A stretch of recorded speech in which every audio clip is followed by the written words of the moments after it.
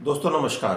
दोस्तों आज हम बृहस्पति गोचर के बारे में बात करेंगे और ये बृहस्पति का जो गोचर कल हुआ है दोपहर को 1:30 बजे दिल्ली समय अनुसार, और ये अगले 12.5 महीने तक हमें कैसे इम्पेक्ट करेगा इसके बारे में बात करेंगे राशि अनुसार। तो ये टॉपिक 12 राशियों के लिए एक एपिसोड में कवर करना मुश्किल होगा क्योंकि बहुत लंबा वीडियो बन जाएगा, तो इसको हम पार्ट्स में करेंगे। आज हम 3 राशियों को कवर करेंगे। तो ये 3 राशियों का जो शुरुआत है हम मेष राशि से कर रहे हैं। तो मेष राशि या मेष लगन या आपका जो नाम अनुसार भी अगर आपका मेष बनता है तो आप इसके बारे में समझ सकते हैं। तो मेष राशि के लिए बृहस्पति 9वें घर के और 12वें घर के स्वामी होकर दूसरे भाव में जा रहे हैं। तो दूसरा भाव धन भाव होता है और 9वां भाव जो है जिसके स्वामी है वो ओनरशिप है जिनकी, वो धर्म भाव है और 12वां भाव खर्चे का भाव है।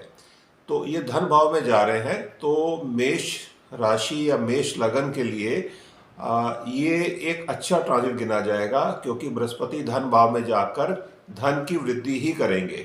और मेष के लिए सबसे अच्छा ये है कि आय भाव के स्वामी हैं शनिदेव बैठे हुए हैं कुंभ राशि में 11वें घर में, और अब धन भाव में बृहस्पति जा रहे हैं। तो एक दुर्लभ संयोग है मेष राशि वालों के लिए, सबसे अच्छा फल उनको ही मिलने वाला है। अब जब वृषभ राशि में बैठेंगे बृहस्पति मेष राशि वालों के लिए, मेष लगन और मेष राशि वालों के लिए, तो वहाँ से ये छठे भाव में इनकी दृष्टि जाएगी, 5वीं दृष्टि छठे भाव में जाएगी जो रोग ऋण और रिपु का घर है।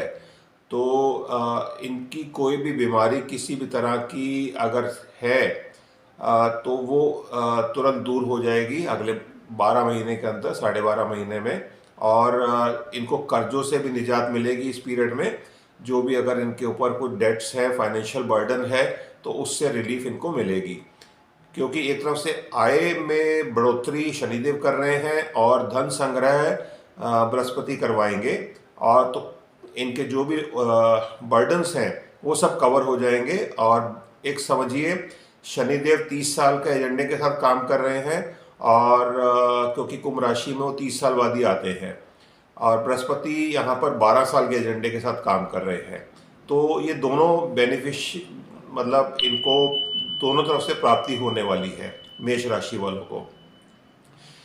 इसके साथ बृहस्पति की सप्तम दृष्टि अष्टम भाव में जाएगी। अष्टम भाव में संपूर्ण दृष्टि जाने का मतलब ये है कि 8वां भाव जो है वो एक्टिवेट हो जाएगा।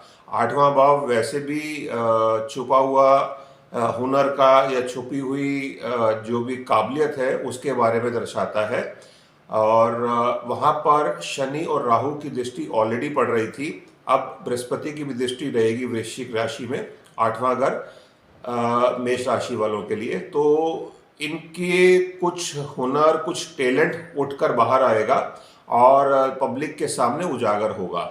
तो ये दृष्टि भी अच्छी गिनी जाएगी। और तीसरी दृष्टि, 9वीं दृष्टि जो है वो पड़ेगी 10वें भाव में। 10वें भाव में मकर राशि पड़ती है। मकर राशि पे और कार्यस्थल में उन्नति के योग दिख रहे हैं क्योंकि वो प्रोफेशन का घर है 10th हाउस, और वहाँ पर दृष्टि पड़ने का मतलब ये है प्रोफेशन में लाइमलाइट में आना। तो मेष राशि के लिए हर तरफ से अच्छा ही है जो ये गोचर होने जा रहा है, जो हो गया है। अगली राशि की हम बात कर रहे हैं तो वो राशि जो है वो है वृषभ राशि, जिसमें गुरुदेव ही पहुँचे हैं। वृषभ राशि जो है वो उसके लिए वैसे तो बृहस्पति कारक नहीं होते हैं वृषभ राशि के लिए, but Brihaspati since beneficial planet हैं और वो वहाँ पर जा रहे हैं तो अच्छा ही करेंगे। हाँ, ये इनकी जो दृष्टि यहाँ होंगी वो पड़ेंगी 5वें, 7वें और 9वें घर पे। तो पांचवें भाव में दृष्टि पड़ने का मतलब है वहां पर केतु ऑलरेडी विराजमान है, तो कुछ पुनर्जन्म की बातें सामने आ सकती हैं, क्योंकि पांचवा घर जो हाउस होता है और अगर वहाँ केतु बैठे हैं, इसका मतलब ये है कि पिछले जन्म की या पास्ट लाइफ की कोई भी चीज़ सामने आ सकती है। ये पास्ट लाइफ हमारे इसी जीवन का भी कुछ हिस्सा हो सकता है, जिसको हम गुजरे जमाने की बात कह सकते हैं। तो ये चीज़ है। सातवें भाव में दृष्टि जाएगी। सातवां भाव जीवन साथी का भाव होता है, पार्टनरशिप का भाव होता है, और नई नई पार्टनरशिप हो सकती हैं बिजनेस में, और अगर शादी नहीं हुई है तो मैरिज के सहयोग बनते हैं वृष राशि वालों के लिए। नवी दृष्टि जो है वो पड़ेगी नवें भाव पे। नवें भाव में मकर राशि इनकी आती है, और नवा भाव जो है वो सदगति को दिखाता है, आगे हायर एजुकेशन को दिखाता है। तो हायर एजुकेशन में अगर आप कुछ प्रयास कर रहे थे या सोच रहे थे, तो उसको अमल में लाने का, क्रियान्वित करने का ये सही समय है।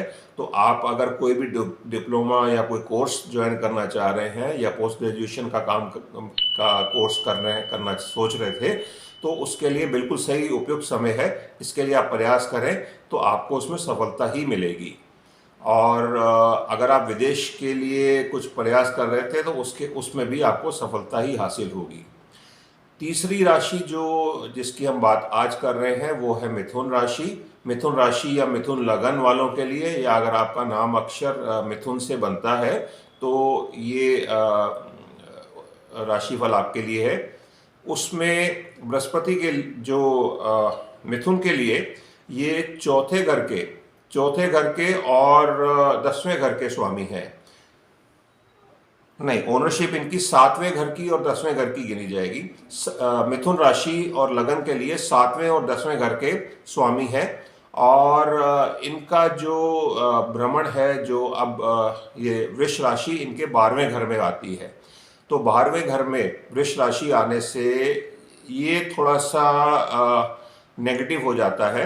मिथुन राशि वालों के लिए थोड़ा सा खर्चों में बढ़ोतरी दिख रही है। उनके खर्चे बढ़ेंगे, और जो खर्चे बढ़ेंगे वो उनको अफेक्ट करेंगे।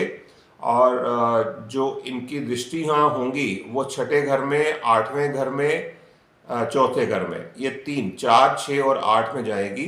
5वीं दृष्टि चौथे घर में जाएगी। ये सुख भाव है, तो सुख में तो ज़रूर वृद्धि होगी और घर में खुशहाली आएगी, बट खर्चे खूब होंगे। तो बड़े कुछ गैजेट्स, बड़े कुछ शादी या कुछ प्रॉपर्टी लेने का योग बनता है इनका, तो उसमें खर्चे होंगे। खर्चों से घबराए नहीं, क्योंकि ये बेनिफिट ही, ये अच्छे ही खर्चे गिने जाएंगे। अगर आप जब 2025 में गिनेंगे तो आपको समझ लगेगी कि ये खर्चे हमारे फायदे के लिए ही हुए हैं। रोग, ऋण और शत्रु यहाँ पर छठे घर में दृष्टि पड़ने से ये है कि जो भी इनके साथ भी अगर कोई एक्सीडेंट या कोई बीमारी या कुछ फाइनेंशियल बर्डन था, वो भी इनका निकल जाएगा इस पीरियड के अंदर। उसमें भी इनको राहत ही मिलेगी। और अगली जो दृष्टि पड़ेगी वो अष्टम भाव में पड़ेगी। अष्टम भाव में जो दृष्टि पड़ने का मतलब फिर वही है कि इनका भी कुछ टैलेंट निकल कर बाहर आएगा। और बट इनके छठे घर में 3 दृष्टियां आ रही हैं, क्योंकि वहाँ पर बृहस्पति की दृष्टि रहेगी, शनि देव की दृष्टि रहेगी और राहु की दृष्टि है। तो ये जो भाव है सबसे ज़्यादा एक्टिवेट होगा मिथुन राशि वालों के लिए, छठा भाव। तो ये फल है, और इसमें अगली जो राशियां हैं उसको हम अगले एपिसोड में डिस्कस करेंगे। तब तक के लिए जय हिंद।